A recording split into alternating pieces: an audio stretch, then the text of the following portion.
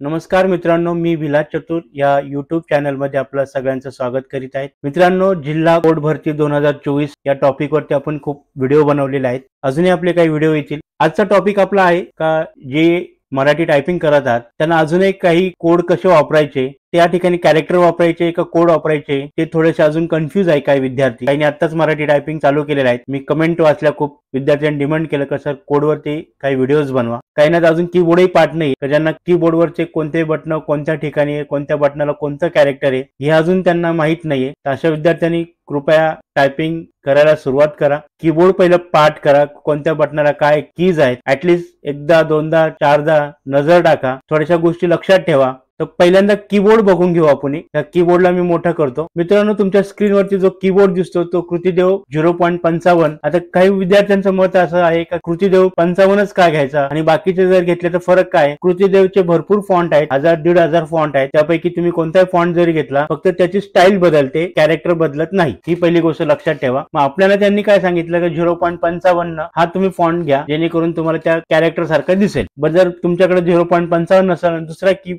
Font असेल कृतिदेवचा तर सध्या तोही चालू शकतो, पण इझी 0.55 हा फॉन्ट अवेलेबल आहे। मी विद्यार्थ्यांना पाठवलेले आहे, पण ते विद्यार्थी मोबाईल मध्ये त्या फॉन्टला ओपन करतात, कारण हा फॉन्ट मोबाईल मध्ये चालणारा नाहीये। हा फॉन्ट फक्त कम्प्युटर मध्ये किंवा लॅपटॉप मध्ये चालेल। तर मित्रांनो, हा कीबोर्ड दिसतो, याच्यावरती जे कीज आहेत याच्यावरती प्रत्येक बटनावरती 2 अक्षर दिलेले मराठीचे। जे अक्षर जास्तीत जास्त वापर होणारे ते मधल्या लाईन्स मध्ये आहेत। त्याच्यानंतर अजून थोडे जास्त वापर होणारे थोडे मीडियम लेवलचे आहेत, ते टॉप लेवलला आहे। त्याच्यानंतर थोडे कमी वापर होणारे ते खालच्या लेवलला आहे, आणि जे थोडेसे आउटसाइडला आहे त्याचा अजूनही थोडासा कमी वापर होतो। तर अशा प्रकारे त्याची सगळी रचना केलेली आहे, आणि आपले जे कॅरेक्टर्स आहेत, अक्षर हे जास्त आहेत आणि इंग्लिश कीबोर्डचे जे कॅरेक्टर्स आहेत ते कमी आहेत, म्हणून एका बटनावरती आपल्याला 2 अक्षर सेट केलेले आहेत। तर आता मित्रांनो, लक्षात ठेवा की तुम्हाला कोड कधी वापरायचा आणि बटन कधी वापरायचं। जी गोष्ट इझी तुम्हाला इथे सापडते, दिसते, त्यासाठी तुम्ही डायरेक्ट ते बटन दाबा, त्यासाठी तुम्हाला कोड दाबायची गरज नाहीये। तर उदाहरण द्यायचं गेलं तर मी ह्या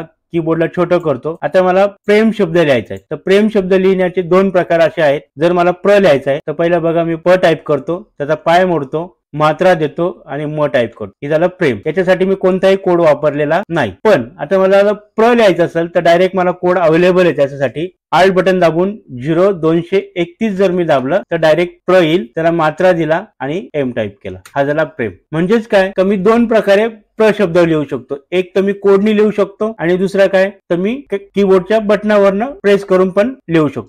मित्रांनो, आता जर मला रू टाईप करायचं, रू, तर मला रू इथं आहेत, या वरती जर मी शिफ्ट बटन दाबलं तर रू, आणि समजा मी पी टाईप केला, प, रूप। आता मला दुसरा प्रकार काय तर रूप लिहिण्याचा, मला कोड नुसार मी रूप लिहू शकतो। Alt 058 टाईप केलं मी, Alt 058, तर ही रूच येणार आहे, आणि जर मी आय टाईप केला तर प येणार आहे।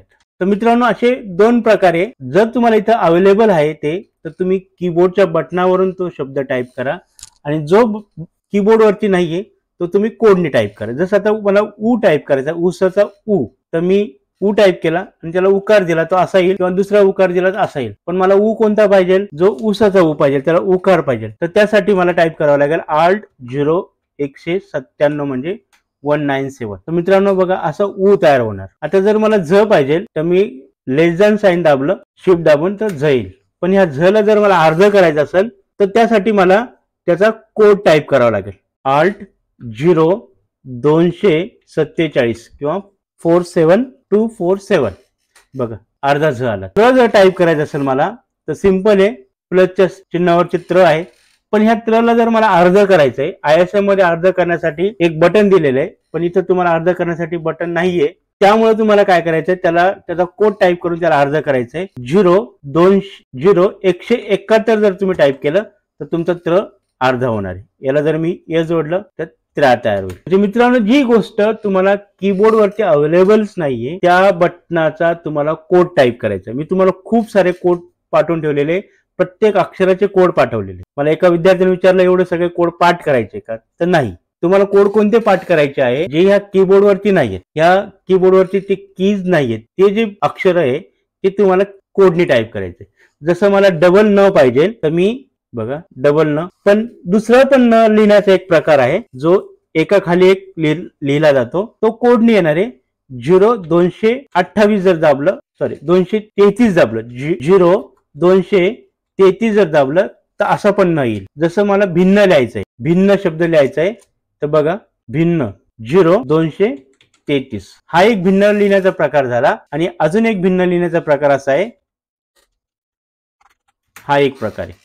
तर याच्यामधलं तुम्हाला पॅसेज मध्ये कोणत्या प्रकारचा न आला, जर असा न आला असेल तुम्हाला तर तुम्ही तो कीबोर्ड वरून करू शकतात. आणि असं जर न आला तर तुम्हाला कीबोर्डच्या कोड वरनं करावं लागेल, कारण असं न इथं कुठेही तुम्हाला दिसणार नाही. अशी काही कॅरेक्टर्स आहे जे तुम्हाला कोड वरनच करावं लागेल. जसं अर्धा क आणि त्याला त जोडलेला आहे, तर 0 228 जर टाईप केला तर बघा भक्त असं आपण करतो किंवा भक्ती लिहितो, तर त्यासाठी हा शब्द आहे. समजा तुम्हाला द्र लिहायचा द्र, तर तुम्ही असं लिहू शकता द्र, पण त्याचा कोड पण आहे 0 230 जर टाईप केला तुम्ही तर द्र असा पण येऊ शकतो. तर मित्रांनो आपल्याला काय करायचं आहे की जे कॅरेक्टर्स ह्या कीबोर्ड वरती नाहीये, जे अक्षर कीबोर्ड वर नाही, त्याचाच फक्त कोड आपल्याला काय करायचा आहे, शोधायचा आहे आणि तोच फक्त वापरायचा आहे. आणि तेही हाताच्या बोटावर मोजण्या इतकेच तुम्हाला कोड भेटतील किंवा शब्द येतील पॅसेज मध्ये, जे फक्त तुम्हाला पाठ करून ठेवायचे कोड. तर मित्रांनो अशा प्रकारे तुम्हाला ज्या गोष्टी, जे कॅरेक्टर ह्या कीबोर्ड वरती नाहीये ते तुम्हाला कोडनी टाईप करायचे. आता काही विद्यार्थी त्यांचं म्हणणं असं आहे का मी जे